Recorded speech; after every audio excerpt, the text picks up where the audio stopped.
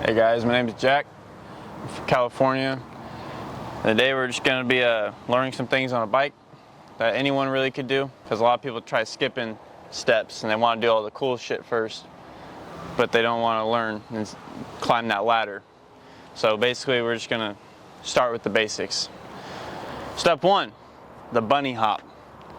Now, the bunny hop is the birth to other tricks. You learn the bunny hop and then eventually you'll go into the 180, then you go into a 360. So you can do bars, crank flips, any trick. Every trick usually uses an aspect of a bunny hop. So that's what we're going to start with. Because people, you see all these people, professionals doing these cool tricks on social media and stuff, and you're like, wow, I want to do that. But you don't want to put in the time. So if you want to put in the time, you want to start with the bunny hop. And before you want to do the bunny hop, you really just want to get comfortable on the bike. You don't want to be all stiff, and you got to loosen up, and you got to get the bike control down first before a lot of tricks. But most of the time you start with the bunny hop. So that's what we're going to do right now. So starting with the bunny hop, a lot of people do it wrong. They try to pull both tires up at once, like this. On a bunny hop, you want to pull the bars to your chest almost, and then you lift up and you push your arms out. And like this motion, you push up like this, and then you're going to push your arms out and then tuck up, and you go like that. I'll show you how to do it the wrong way. So a lot of people, when they first get on, the first instinct is to pull the bike up like that. You don't want to do this. A bunny hop, you pull the bike up, like you tuck it up to you and you push your arms out and then level it with your legs, like pulling up to you, like this. Or like a little other motion to show you is, So that's basically the motion without the tuck up.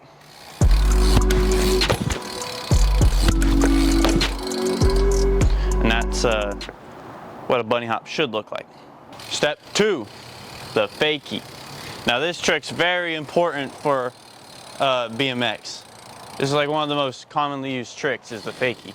You're going to use this in a lot of combos. So it's something you need to learn for sure on a bike. And it'll also, what you need to learn before 180s, in my opinion, because when you do a 180, you're backwards. What are you going to do? You got to roll backwards. So you need to learn how to fakie. So either find yourself a curb or a slope and just learn to get rolling backwards and getting your balance down. And if you're on a cassette, learn, to pedal back as you're going. And if you're on a free coaster, then obviously you don't gotta do that. But then you just gotta get your balance down, and that's basically it. So find yourself a nice slope, go up, get that balance down, pedal back slowly with it. And then what you're gonna next need to learn is how to get out of the fakie. So I'll just do a really slow one right here. You almost like want to lock your pedals and pull your front tire around. You're gonna like shift your body and like pick the tire up when you lock the pedal and turn it around. So, come down really slow, lock it, boom. And on a free coaster, that'll be a little harder. So you're gonna have to learn how to do a little half cab out of it. Next, if you don't have a slope, or you don't go to the skate park or whatever, all you need is a curb, like so right here. So now you're gonna find a curb, you're gonna roll up to it very slowly. And you're gonna kind of like push your bike into it and then pull it back, like that. So I'll do it again. Find a curb, roll up to it slowly, push against it, pull back, lock your pedals, pivot around. Now the easier way to do that is to stop you. And it looks hard, but it's really easy. You're gonna do that same thing, but you're gonna push your arms forward. Lock your pedals, turn around. So when you do the stoppie on the curb, which I would recommend over just running into it, because in my opinion, when you do a stoppie, when you come back down into the fakie, it kind of pulls you back for you off the curb, and I feel like you're more stabilized, because you're lifting the back tire up and then you're going back down, and it's like your balance is like refreshed. You're not really holding it anymore. So you're like restarting your balance, because it's hard to hold a balance point there for a while. And then you just pivot out of it.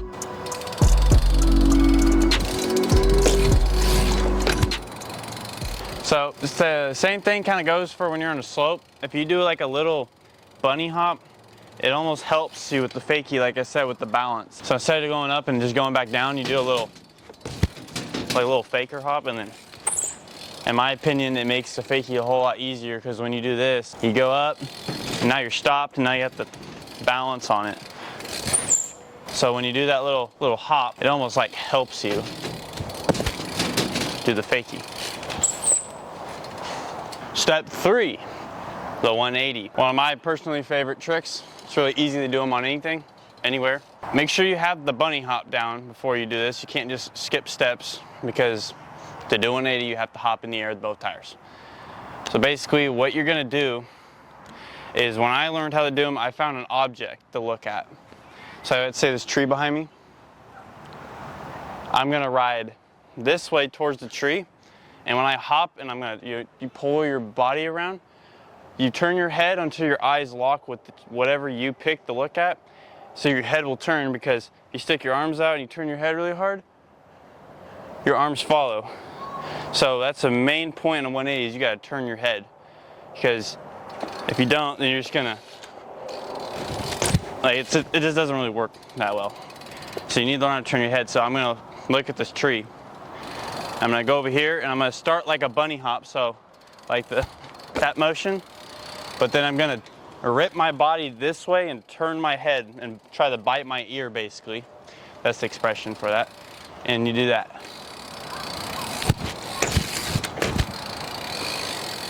So I'll do it again. If I can just turn your head, lock the pedals, pivot around. So make sure you learn the fakie also, because you got to know how to do that to get out of the 180.